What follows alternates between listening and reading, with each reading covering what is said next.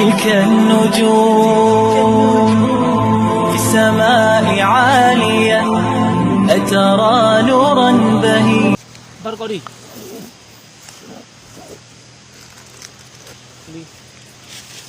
Proses pengambilan madu lebah hutan, inilah yang kami hasilkan malam ini. Coba dibuka, Pong, biar nampak sambangnya.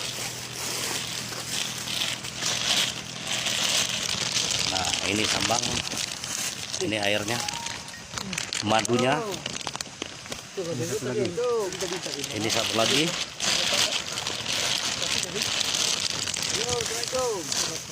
Madunya udah lumayan tua. Astagfirullah. Ini yang kotak kami semua.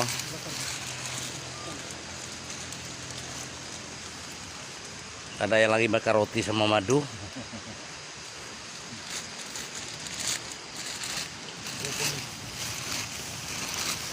Nih Poncek nih baru turun nih Poncek.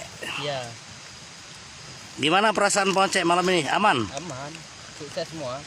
Alhamdulillah. Dalam. Ini pohon tua nih. Bersih. Ini propolisnya. Ini propolisnya.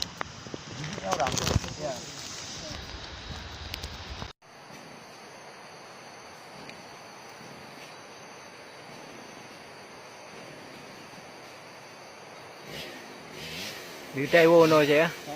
Mbak itu nah.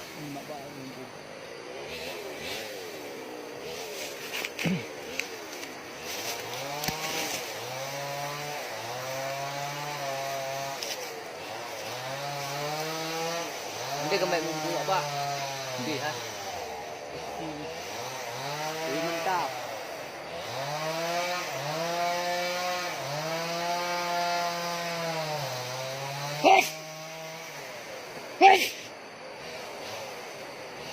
Mangka penonton aku dua bah.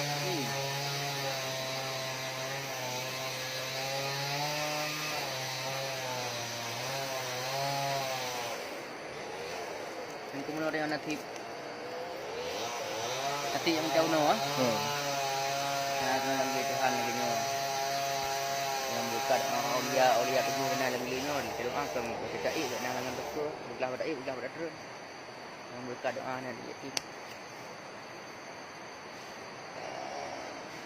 Manyang kunyo dai ini bi kaya kadang buat dia kaya dia perlu kubik yang orang ada pakai ya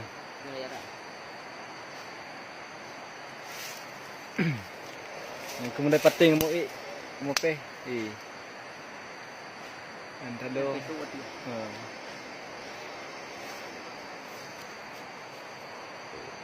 babak itu kuno